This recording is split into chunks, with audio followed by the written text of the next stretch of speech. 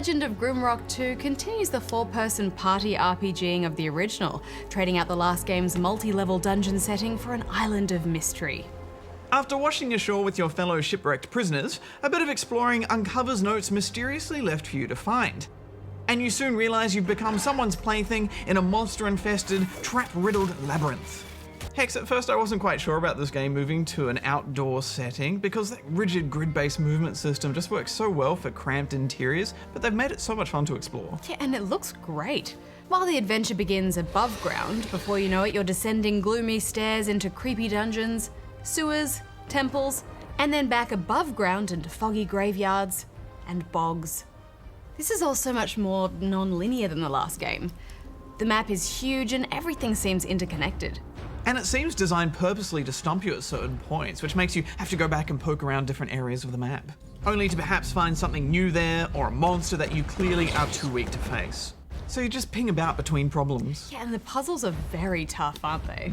I mean, it's almost as if some of them have been designed by Mensa to see if you're smart enough to join the club. I got stuck a lot. Me too. Some do allow for a bit of trial and error, mostly anything involving switches or giant sliding cubes. But there's so many that require a specific set of actions, and you've got the barest of cryptic clues to go off. I did enjoy the challenge though. Yeah, I think everything is tougher in this sequel. There are perhaps fewer monsters, but the ones that are there are nasty. Combat takes place in real time, so while the creatures dish out damage, you're fumbling with managing your attacks and scrambling to paint runes to cast spells. It's remarkable how well this system works. It's just so positively old school and yet compelling. The moment I sat down to play this game, Hex, I just did not want to stop. I'm in for the long haul. Let's keep going. One more turn. There's just such a good variety of foes, and they all require a different approach. Some charge at you, some debilitate you with poison or paralysis, and when you're creeping around expecting a monster to jump out at any second, you're rarely disappointed. So often you feel like you've hit a dead end to this game, but usually you're just overlooking something, like a switch just out of reach that you can throw something at to trigger it. And those new underwater areas hide a few secrets of their own. This game just manages to capture such great atmosphere. The dimly lit hallways and spooky sounds of doors opening.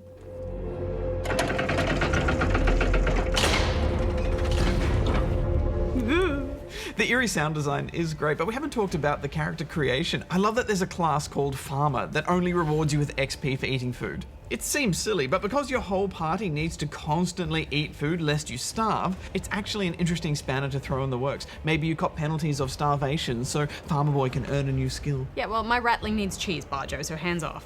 It's not just food you need to hoard, of course. You need to find arrows for your bows and even bullets for your firearms, which are a new addition. You're always scavenging. And still you end up carrying around items you think you may need for a puzzle or a scroll that has a clue on it. And you inevitably run out of space and need to start just leaving stuff lying around everywhere. I like that you can dig holes with a shovel now, looking for hidden loot. I dug everywhere. At least I could easily see where I'd been. Holes. The last Legend of Grimrock game only had a boss fight right at the end. But this time, there are a few big boss monsters to stumble into. You know it's time to turn and run when a big long health bar appears at the top of the screen.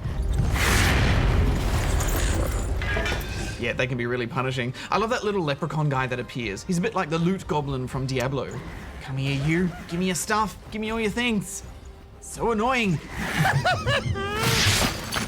This sequel really expands on the original in so many ways, and all for the best. It just steps everything up a notch. I really hope there's going to be a Legend of Grimrock 3. I'm giving it 8.5. Something about this game taps into some forgotten childhood nostalgic gaming memories for me. It's just so intelligent too, challenging and satisfying. I'm going to give it 9. And now here's Goose with the news.